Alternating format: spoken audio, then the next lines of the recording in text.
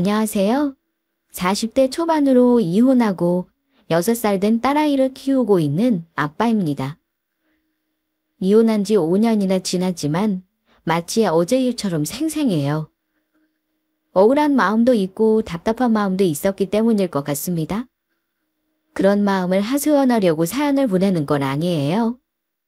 사실 그동안 자책하며 보낼 시간도 없지 않았어요. 하지만 최근 이혼한 전 와이프를 만나며 인과응보라 할까요? 뿌린대로 거둔다는 그 말이 떠오르며 지난 상처가 조금은 아물어진 것 같습니다. 앞으로 더 잘 살고 싶어 이렇게 용기 내 사연을 전해요. 이혼한 이유, 지금껏 어디에서도 말하지 못했거든요.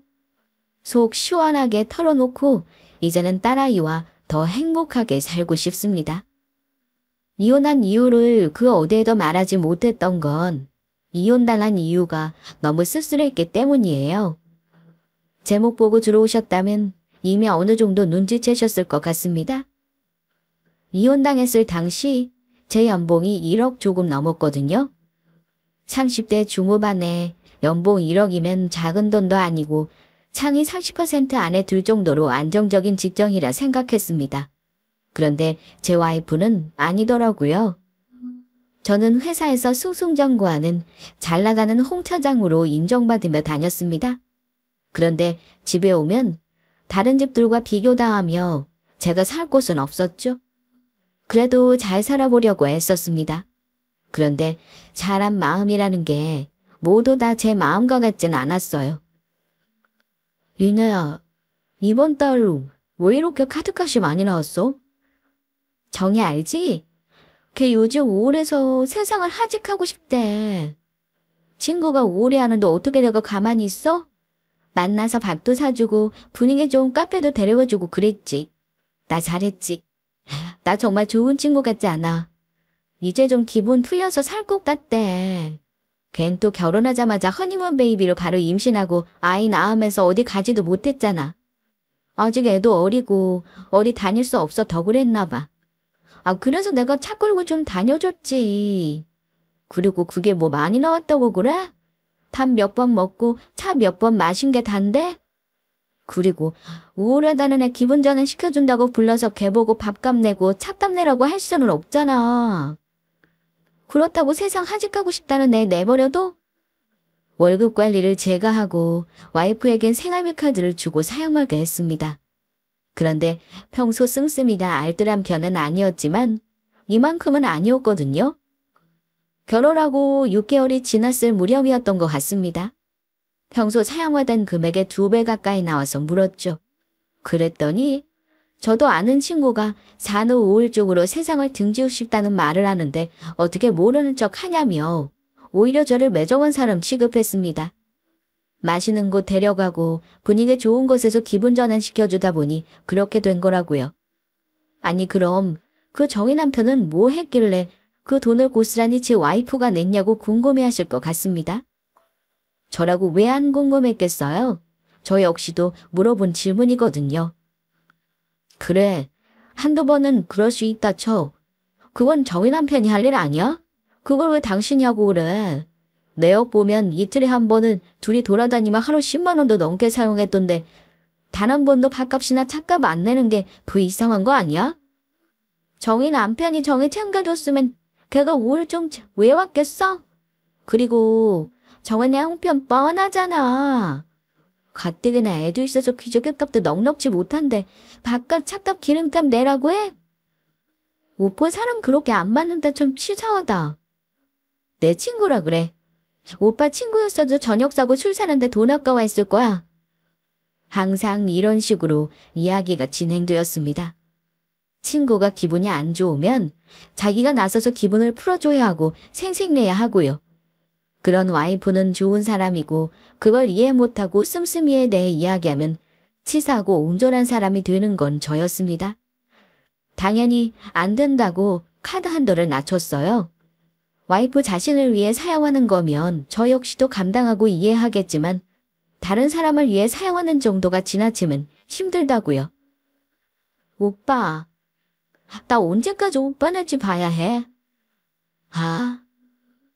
돈 쓸 때마다 오빠가 또 뭐라고 잔소리하는 거 아닌지 자꾸 신경 쓰여 뭐 하나도 내 마음대로 사지를 못하겠어. 친구 만나는 것도 그렇고 한도 좀 올려주면 안 돼. 반찬도 사고 생필품도 사라지면 월 300은 너무 적은 거 아니야. 이내야, 몇 번을 말해. 내 나이에 또래 연봉 1억을 넘어서 월 750 언저리 받는 경우도 흔하지 않아. 우리 결혼하면서 대출 받은 것도 갚아야 하고 저축해야 노후 대비도 할 거 아니야. 그리고 아직 아이는 없지만 태어난 아이한테 부족하지 않게 어느 정도 해주려면 돈 모아야지. 나 평일에는 집에서 거의 식사 안 하고 주말에도 아침 안 먹고 내 카드로 외식하는데 대체 300만 원이 생활비로 왜 잡다는 거야? 저는 정말 이해할 수 없었습니다. 제 연봉이 1억 초반대인데 실수령액은 이것저것 떼고 나면 750 정도였어요. 30대 중반이었고 신혼부부 둘이 살기엔 부족하지 않은 금액이라 생각했습니다.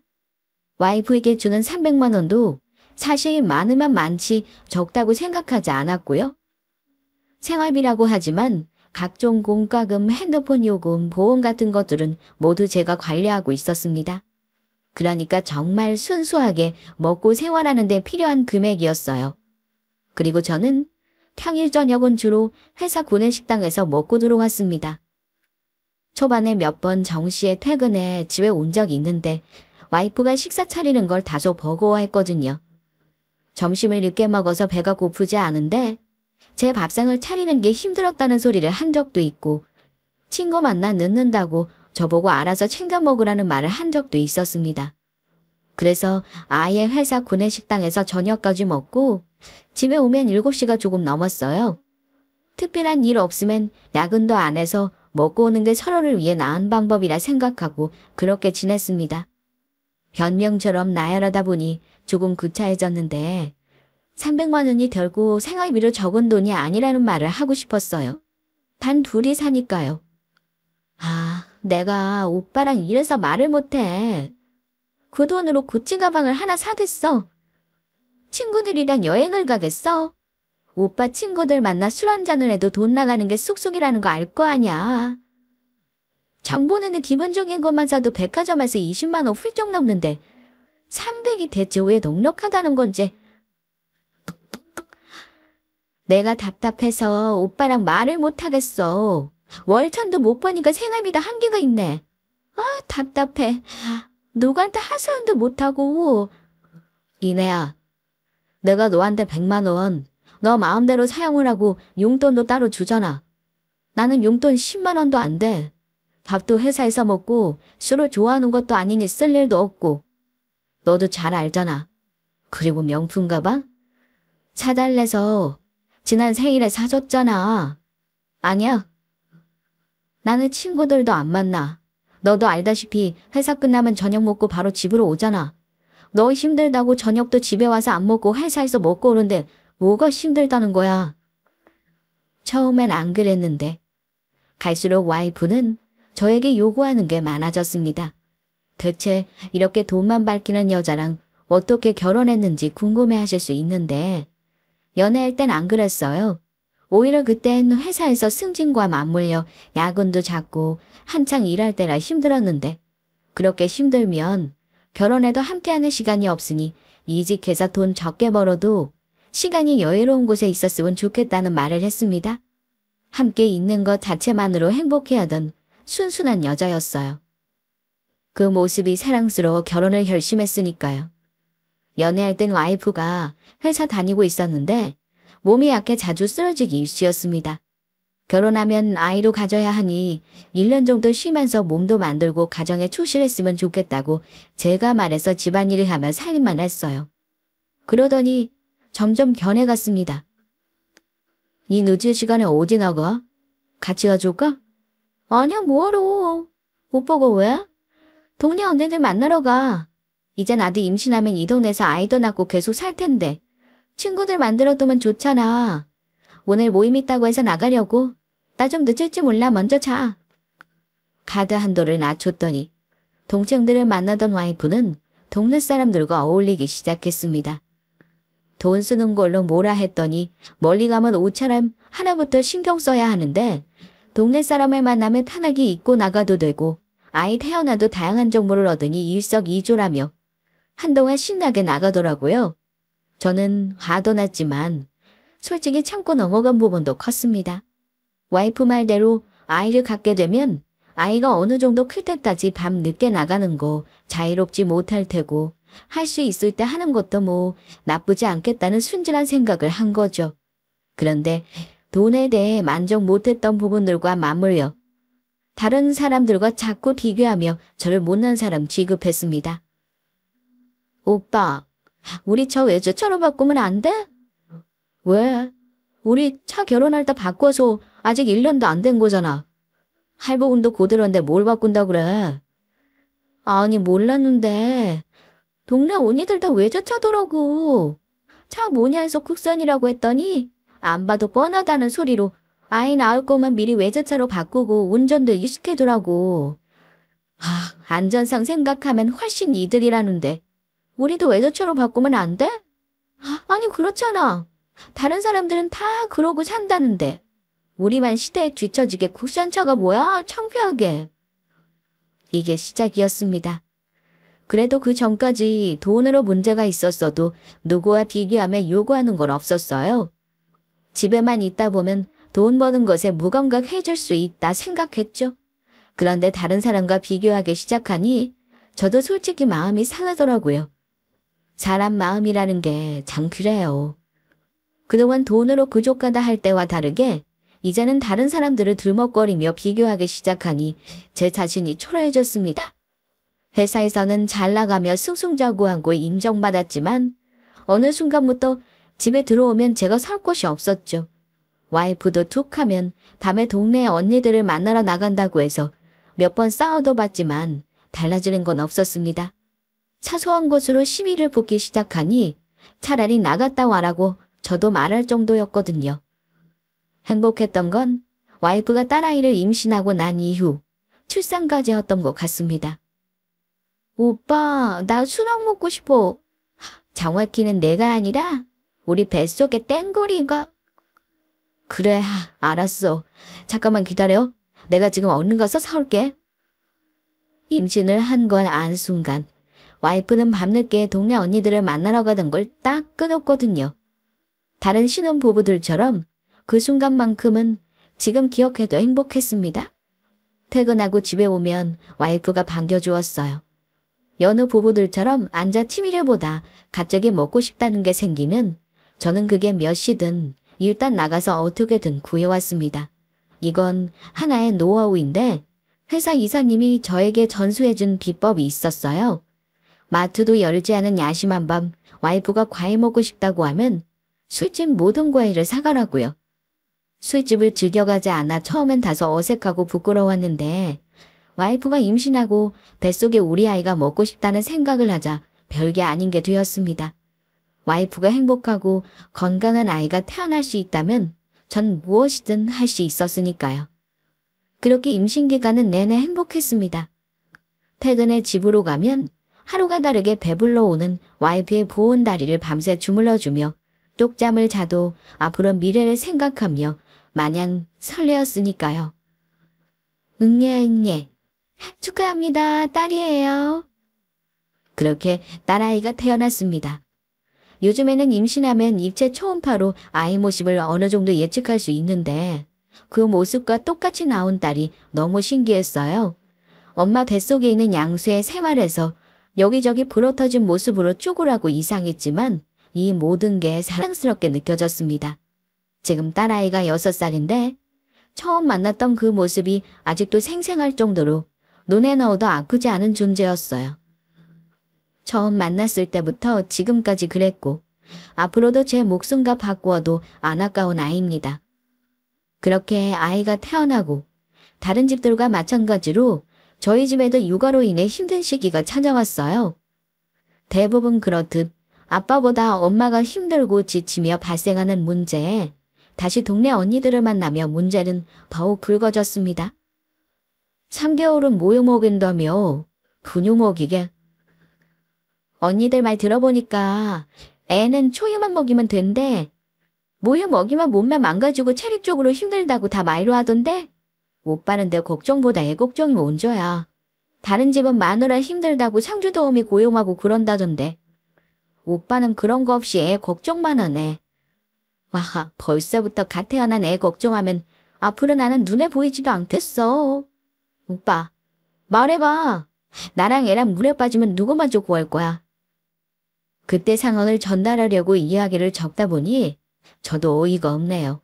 아마 대화 내용을 들으시는 시청자분들은 산후조리도 안 하고 와이프 혼자 애를 케어하는 거야? 황당해 하시며 제가 욕먹을 짓 했다고 하실 수 있습니다. 그런데 전혀 아니에요. 그때는 저도 이상한 걸 인지하지 못했는데 이렇게 적어보니 이상했네요. 저 이야기 나온 곳이 바로 산후조리원이었습니다. 그리고 임신했을 때 모유 수유하는 게 유방암 예방에도 좋고 아이와 유대관계 형성에도 좋아. 적어도 3개월, 길면 6개월은 모유 수유를 하겠다고 저와 동영상도 찾아보고 공부했거든요. 그래서 당연히 그런 줄 알았죠. 그런데 조리원 들어오고 3일 만에 말을 바꾸니 당황스러워 제가 물어봤던 겁니다. 그런데 동네 언니들이 요즘시대에 누가 모유 수유하냐며 초유 먹인 걸로 됐다고 했대요. 제가 사실 남자라 잘은 모르지만 모든 여성들이 모유가 잘 나오는 건 아니라고 조리원 선생님들이 그랬습니다. 그런데 와이프는 모유 양도 질도 좋아서 출산 초부터 이러기 쉽지 않다며 조리원 선생님들의 찬사를 받았어요. 모유 수유가 밤잠 자기 힘들고 어렵다고 하지만 아이를 위해 하자고 저도 돕겠다고 이야기해서 의아해서 물었던 거죠. 그런데 오히려 절 나쁜 사람 취급했습니다. 아이가 아닌 와이프 본인을 생각한다면 맞았어야 한다고요. 요즘 부녀 얼마나 잘 나오는데 뭔 약한 거 알면서 그걸 하라고 했냐며 제가 말하기 전 아이를 위해 하겠다고 열심히 찾아 알아보던 모습은 온데간데 없었죠. 그래? 그래도 아기의 평생 중 해줄 수 있는 3개월이라 해준다면 좋겠지만 네 말대로 내가 하는 게 아니라 네가 수고하는 거니 내가 어떻게 하지 못하겠어. 네가 하고 싶은 대로 해. 오빠는 말 참 이상하게 한다. 아이에게 줄 수 있는데 내가 못 해준다는 거야. 나만 나쁜 애 만들고 오빠는 그럼 맘 편해? 아, 옛날처럼 먹일 게 없어야 젖 먹이는 거지. 내가 소야? 오빠 수유 안 해봤지? 그 느낌 얼마나 별로인지. 소된 느낌이라고. 아, 진짜 말하기도 창피하네. 그걸 어떻게 나보고 계속 가라고 말해? 이것 봐, 내 걱정은 하나도 안 하고 아이 걱정이잖아. 모유 수유 못한다고 하면 내가 힘들어서 그런지 어디 아픈 곳은 없는지 걱정해야 하는 거 아니야. 얼굴 꼴 보기 싫어. 그만 집으로 가. 말을 하면 오히려 역효과가 났습니다. 시청자 여러분도 제가 못할 말 했다 생각하세요? 저는 아이 아빠니까 제가 해줄 수 있는 거였다면 회사 일이 힘들어도 어떻게든 했을 거라 생각합니다. 평생 아니고 3개월이니까요. 가족을 위해 밤샘 근무하며 프로젝트도 하는데 내 아이를 위해 3개월, 아니 그보다 더 오랜 세월을 힘들다 하지만 못할 이유가 있을까요? 많은 분들이 그랬듯 저 역시 이제는 부모가 되었으니 당연하다 생각했습니다. 와이프는 달랐지만요. 말 꺼내기 무섭게 저는 매정한 사람이 되어 조리원에서 쫓겨났어요. 집으로 돌아오는 차 안에서 참 씁쓸했던 기억이 나네요. 이 시간에 어디가? 네 시간 아니면 내가 맘 편히 돌아다닐 수 있어. 낮 시간 내내 애기 보느라 집에서 한 발자국도 나가지도 못하는데 그나마 오빠 버세 애기 보니까 나고 걱정 없이 동네 나가는 거지. 멀리 가는 것도 아니고 동네 언니들 보러 간다는데 그것도 내가 오빠 눈치 봐야 해. 밤이면 애는 자고 자다 중간에게만 분유 타먹이면 되니까 오빠도 그건 할 수 있잖아. 아, 하고 못하고 문제는 아니잖아. 아직 너 몸도 성취 못한데 쉬지 않고 나가니까 하는 소리야. 됐어. 나가는 거 맘에 안 드니까 하는 소린 거 다 알아. 괜히 맘에 안 드니까 내 뭐 걱정하는 척 하지 마. 마음병이 생기겠는데 안 나가는 게 이상하지. 스트레스는 만병의 근원인 거 몰라. 매일 말도 안 통한 애 붙들고 있자니 답답해 죽겠어. 나 좀 나가서 기분 전환 좀 하고 올게. 먼저 자. 애 깨면 분이 먹이고. 조리원에서 집으로 돌아와 한 달이 지났을 무렵부터 와이프는 밤이면 동네 언니들을 만난다고 나갔습니다. 술을 마시고 오는 건 아니지만 무슨 여자들이 할 이야기가 그리 많은지 자정을 넘기기 일쑤였죠. 퇴근함과 동시에 바톤 터치하듯 와이프는 밖으로 나가기 바빴습니다. 그렇게 동네 언니들을 만나는 일수가 늘면 늘수록 절 비교하는 건 더 심해졌어요. 잔후 우울증이 왔을까 걱정이 들 정도로 신세한탄하며 자기가 이렇게 살 팔자가 아닌데 저를 만나 팔자가 꼬였다며 한숨을 쉬기 시작했습니다. 내가 내 팔자 꼬였네. 내가 진짜 한 외모에서 인기 많았던 거 오빠도 알지? 오빠 착하고 안쓰러워서 내가 곁에 있고 싶었는데 내가 철이 없었어. 그 돈 많은데 옆에 어떻게 있어? 속 터지는데 결혼은 현실이란 동네 언니들 말 맞았어. 사람을 씹어먹는다고 배가 차는 것도 아니고 뭐 하나 내 맘대로 쓰지도 못하는데 그놈의 철없는 사랑 태령은 뭘 했는지. 왜? 또 뭐가 불만이라 나를 깎아내리는데? 내가 언제 오빠를 깎아내린다고 해. 그냥 바른 말 한 거지. 언니들이 내가 아깝다잖아. 나이 차이도 있는데 더 잘나가는 사람 만날 수 있었는데 이렇게 빨리 결혼해서 고생한다고. 사람 안 쓰냐고 다들 놀래. 애기 낳은 지 얼마 안 됐는데 빨래하고 살림하냐고. 육아까지 하느라 마음고생 몸고생 심하다는데 뭐 어째? 내 팔자 내가 꾼 거니 누구한테 하소연도 못하고 그냥 웃고 말지. 그럼 이런 신세한탄 동네 언니들한테 내 얼굴에 침 뱉기 뻔한데? 그냥 오빠니까 대나무 숲에 떠드는 것처럼 말하는 거지. 이런 것도 못하게 하면 결혼은 대체 왜 한 거야? 돈도 맘대로 못 써. 애 낳고 살림도 내가 다 해. 하고 싶은 말도 가려 하라 해. 말이 뭐해. 난 안 왔다 올게. 언니들 만나 기분 전환 좀 해야지. 공감해주고 내 편 들어준 건 동네 언니들밖에 없는 것 같다. 그나마 진짜 언니들 말 듣고 모유수유 안 했으니 이렇게 밤에라도 자유롭게 나갈 수 있지. 내 맘 알아주는 건 남편이 아니라 동네 언니들 뿐이네. 오빠는 공감이라는 거 모르지? 그러니까 내가 이렇게 속이 터지지. 돈도 맘대로 못 써. 마음도 공감해주지 못해. 자나깨나 나보다 애 걱정만 해. 내가 이놈 집구석에 편하겠냐고. 출산하고 육아로 이어지는 와이프가 안쓰러워 집안일은 제가 전담했습니다. 여자들이 임신과 출산을 거치며 생각보다 정신적인 스트레스를 많이 받는다는 걸 들었어요. 변화가 한순간에 생겼으니 그럴 수 있다 생각했습니다. 그래서 가능한 한 많이 도와주고 싶었고요. 낮 시간 6시간 정도 산후 도우미 겸 육아 도우미가 오시지만 집안일을 봐주는 건 아니니 내가 해야 하는 부분들이 있었습니다. 퇴근하면 집안 청소와 빨래를 하고 와이프가 다음날 먹을 밑반찬을 만들죠. 와이프 입맛이 까다로워 파는 반찬이나 누가 해주는 음식 잘 못 먹어서 국이나 간단한 나물 반찬을 만들어 두고 가거든요. 그래서 저는 와이프가 받는 스트레스가 줄어들었을 거라 생각했는데 그건 저만의 착각이었습니다. 오빠, 나랑 이야기 좀 해. 무슨 이야기? 왜 어디 바람이라도 쐬러 가고 싶어? 나 이대로는 못 살겠어. 이대로 못 살겠다니. 그렇게 결혼하고 2년 6개월 정도 지났을 무렵 딸아이가 태어난 지 100일이 다 되어가는 날이었습니다. 늘 평일 밤이면 동네 언니들을 만나러 나간다고 어린 딸아이를 집에 두고 나가던 와이프가 퇴근한 저를 보자마자 거실 소파에 앉더니 이야기 좀 하자고 했어요. 평소와 다른 느낌이라 혹시라도 여행에 가고 싶은 건지 물었습니다. 임신 전 동네 언니들과 여행을 다녀온다고 이야기했는데 임신을 하면서 계획에 차질이 생겼던 게 기억났거든요.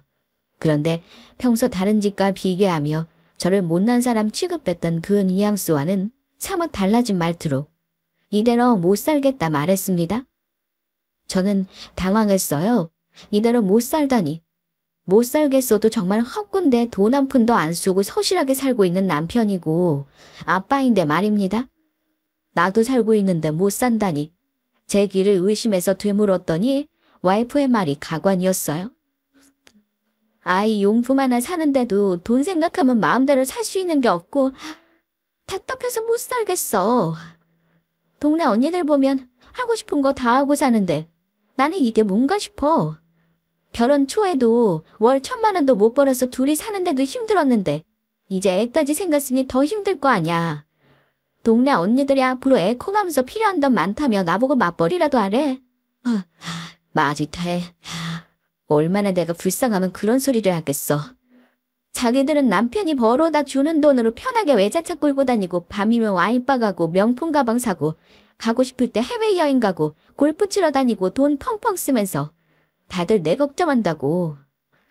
내가 그 언니들보다 나이도 더 어리고 외모도 더 이쁜데 내가 오빠 만나 이러고 산다고. 안 되고 불쌍하대. 나 이대로는 못 살아. 더 늦기 전에 이혼하고 돈 많은 남자 만나 호강할 거야. 보란 듯이 잘 나가는 남자 만나서 동네 언니들 코드 납작하게 만들어줄 거야. 지들이 나보다 잘난 게 뭐 있다고. 얼굴에 주름도 자글자글하고 키도 작고 못생긴 것들이 어디서 누굴 불쌍하다고 우노네. 나 이렇게는 못 살아. 오빠보다 더 능력 있는 남자 만나서 인생 역전할 거라고. 우리 이혼해. 결혼 초부터 제 월급으로 생활하는 걸 힘들어하는 아내는 결국 이혼을 선언했습니다.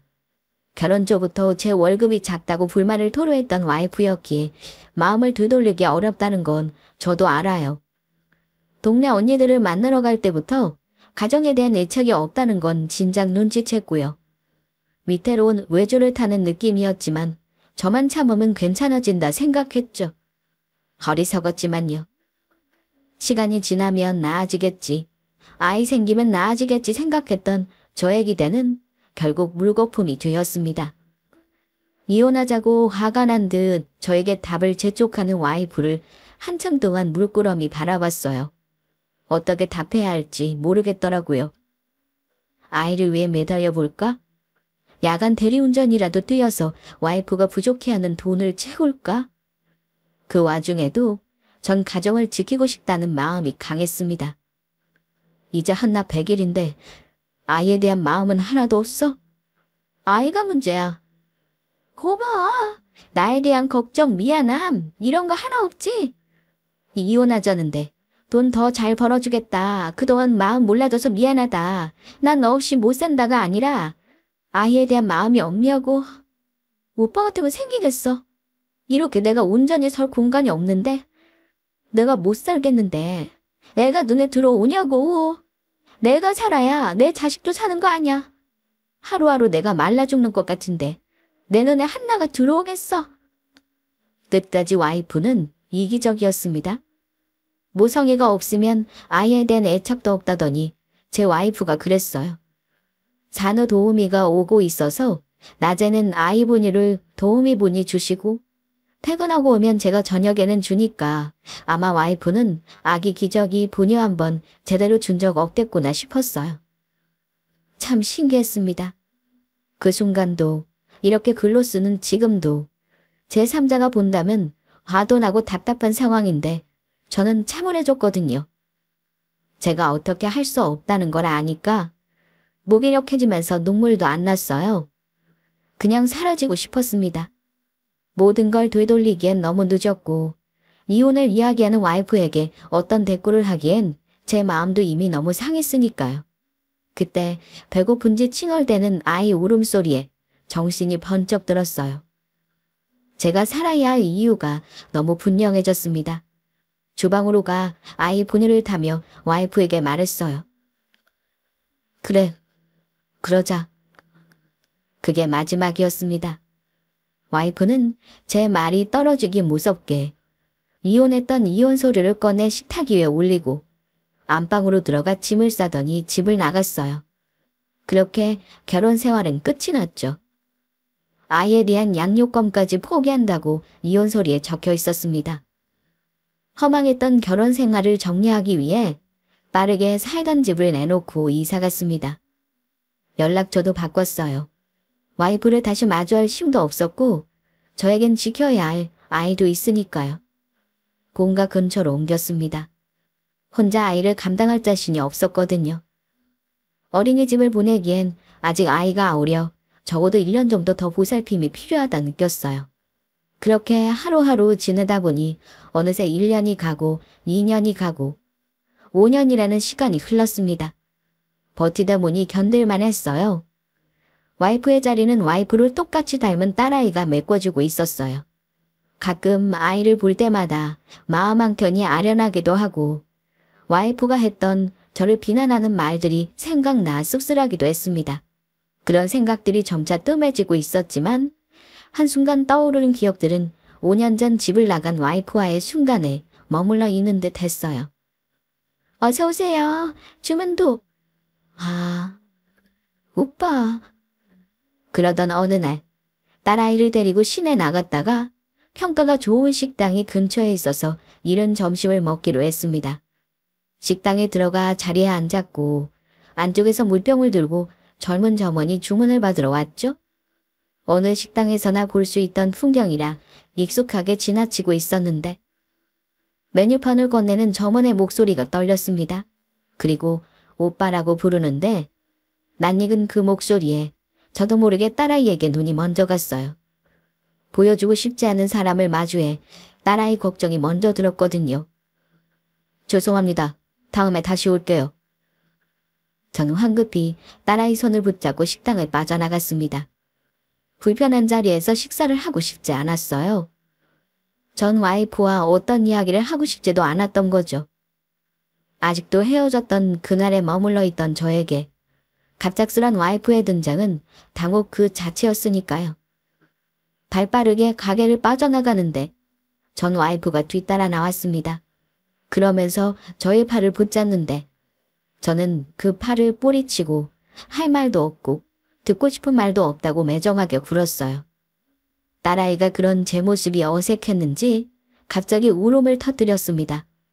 당황한 저는 딸아이를 안으며 달렸어요. 시선이 전 와이프가 아닌 딸아이에게 머물자 이내 제 마음은 이상하게 평온해졌습니다. 오빠, 보고 싶었어. 연락처도 바꾸고 집도 이사가서 찾을 수 없더라. 회사에도 찾아갔는데 이사로 이직했다는 소리만 전해 듣고 어디로 이직했는지 물어도 아무도 가르쳐주지 않아 알 수 없었어. 그런데 인연인 인연인가 봐. 이렇게 우연히 만나고. 한나는 꼭 나를 닮았네? 우리 셋이 이렇게 서 있으니까 진짜 가족이 만난 든든한 느낌이다. 그렇지 오빠? 떠날 때도 마음대로 이야기하더니 지금도 이렇게 자기 마음대로 이야기하는 전 와이프를 보니 웃음이 났습니다. 돈 잘 버는 남자 만나러 간다고 호언장담하더니 꼴 좋게 되었구나. 속 시원했어요. 이혼하고 2년 정도 지나 스카우트 제의가 들어왔었어요. 다니던 회사 계열사인데 규모는 작아도 이사로 승진하는 게 조건이었죠. 연봉 2배를 받게 되면서 삶이 더 여유로워졌어요. 저는 이혼하고 숭숭 짠고 생각지도 않게 일이 술술 풀렸는데 전 와이프는 아닌 것 같았습니다. 제가 물어보지도 않았는데 저를 찾기 위해 했던 노력들을 이야기하는 걸로 보아 돈 잘 버는 남자 만나는 건 실패했다는 걸 알았죠. 가족. 언제 우리가 가족이었던 적이 있었을까? 너한테는 나와 한나가 가족이 아니라 동네 언니들이 가족 아니었어. 이제야 왜 가족이라는 테두리로 다시 엮으려 해? 지긋지긋해서 벗어나고 싶다며. 오빠, 미안해. 많이 상처받았지? 오빠 옆에서 난 빛날 수 있었는데 내가 몰랐더라고. 동네 언니들? 말도 마. 남 이야기 쉽게 하는 여자들이랑 엮이지 말았어야 했는데 내가 노란한 걸 얼마나 후회했다고. 식당 일하며 돈 벌어보니까 오빠가 벌어다 준 돈이 결코 작은 돈이 아니었다는 걸 이제 알았어. 나를 공주같이 대해주는 오빠였는데 나는 그걸 왜 몰랐는지. 나 반성 정말 많이 했어. 매일 반성하고 보고 싶다고 기도했어. 이렇게 만난 거 보면 하늘이 내 기도를 들어줬나 봐. 이혼한 이후부터 한순간도 나 편하게 잔 적 없어. 제가 사랑했던 순수한 모습의 여자는 이미 사라진 지 오래였습니다. 결혼 내내 저에게 돈 못 벌어온다고 비교하며 기죽이던 전 와이프는 이혼 후에도 달라진 건 없었어요. 저에 대한 배려, 미안함은 온데간데 없이 자기 위주의 사고방식으로 이렇게 또 이야기했으니까요. 결혼 전 일을 안 했던 것도 아니고 돈 버는 게 힘들다는 걸 정말 몰랐냐고 되묻고 싶었습니다. 하지만 이내 마음을 접었어요. 의미가 없다는 걸 아니까요. 어떻게 뭘 다시 하고 싶은 것도 아닌데 다 지난 일을 시시비비 따질 필요성이 없었습니다. 오히려 지난 시간 동안 5년 전 와이프가 나갔던 그 거실에 머물러 있는 제가 그곳을 벗어나는 걸 느꼈어요. 다행히 여자가 불행해서 마음이 평온해졌습니다. 나와 우리 딸아이에게 불행을 안겨준 사람이 불행하다는 이유 하나만으로 저는 더 이상 바라는 게 없었죠. 네가 바라던 돈 1,000만 원. 신기하게 너랑 이혼하고 나니 벌게 되더라. 널 공주로 만드는 게 나였는진 몰라도 날 왕자로 만드는 건 네가 아니었어. 너랑 다시 합칠 일 없어. 꿈꾸지 마. 결혼 내내 집에서도 앞치마 맨 적 없는 네가 식당에서 앞치마 메고 있으니 참 잘 어울린다. 앞으로 열심히 돈 벌면서 힘들 때마다 나에게 했던 말을 떠올려봐. 다행이야. 얘 속담이 맞아서 남의 눈에 피눈물 흘리게 하면 내 눈에도 피눈물 흘린다잖아? 넌 내 눈에만 피눈물 흘리게 한 거 아니고 내 딸 한나 눈에도 피눈물 흘리게 만들었어. 앞으로 속죄하고 살아. 오빠, 하고 오빠. 전 제 말을 하고 빠르게 자리를 피했습니다. 아이를 안고 있어서 말은 많이 하거나 오래 있고 싶지 않았어요. 연애 때 결혼 생활 중 저에게 볼 수 없던 모습을 봐서 그런지 전 와이프는 저를 잡지도 못했습니다. 그 자리에 서서 저를 몇 번이나 부르는 게 전부였죠. 그렇게 전 와이프를 우연히 만나면서 오랜 시간 마음에 응어리진 모든 것들을 털어낼 수 있었습니다. 신기하게 전 와이프를 보고 난 뒤 아이를 보는 마음이 더 편해졌어요. 저도 모르게 비교당하며 자존감이 많이 하락되었던 것 같아요. 떳떳하게 전 더 잘 나가지고 전 와이프는 자기 복 자기가 짝 후회하고 있으니 속 시원합니다. 흔히 연애할 때 모든 걸 아낌없이 주면 헤어진 이유가 미련이 없다던데 제가 그런 것 같아요. 짧았던 결혼이지만 전 제가 할 수 있는 걸 다 했으니 후회도 미련도 없어요. 후회하는 사람들을 보면 그 시절로 돌아간다면 더 잘할 수 있을 거라는 말 하던데 저는 그 시기로 돌아간다고 해도 그때처럼 살 자신이 없거든요. 오히려 전 와이프가 제게 다시 시작하자고 매달리는 걸 보고 나니 짧은 결혼 열심히 살았구나 안도감이 듭니다. 쓸데없는 자기 위안일 수 있는데 이런 것도 세상을 살기 위해 필요한 것 같아요. 이제는 정말 하늘 아래 저와 딸아이 둘뿐이니까요. 딸이 커서 아빠 힘내라고 의지가 돼주기 전까진 제가 저에게 힘을 북돋아주며 버텨야 한다 생각했습니다. 그래서 서툰 글을 써가며 사연 전해요. 부모님한테 이혼했다는 사유 제대로 못 전했거든요. 다 큰 아들, 회사에서 인정받으며 회사 생활 잘한다고 자부심 가진 부모님이신데 제 월급이 적다고 이혼하자고 했다는 말을 어떻게 해요? 아마 누구에게도 말 못하고 혼자 버티려 해서 마음의 병이 더 생겼던 것 같습니다. 이제는 시간이 지난 만큼 무뎌지고 전 와이프를 본 후 상처도 치유되었지만요. 누군가에게 응원을 받고 싶어졌어요. 세상에 내 편이 있다는 든든함, 저 열심히 잘 살아왔다는 응원, 이런 힘이 그립네요. 저에게 힘 팍팍 실어주세요. 딸아이 남부럽지 않게 키우며 앞으로 더 열심히 살겠습니다. 사연 들어주셔서 감사해요.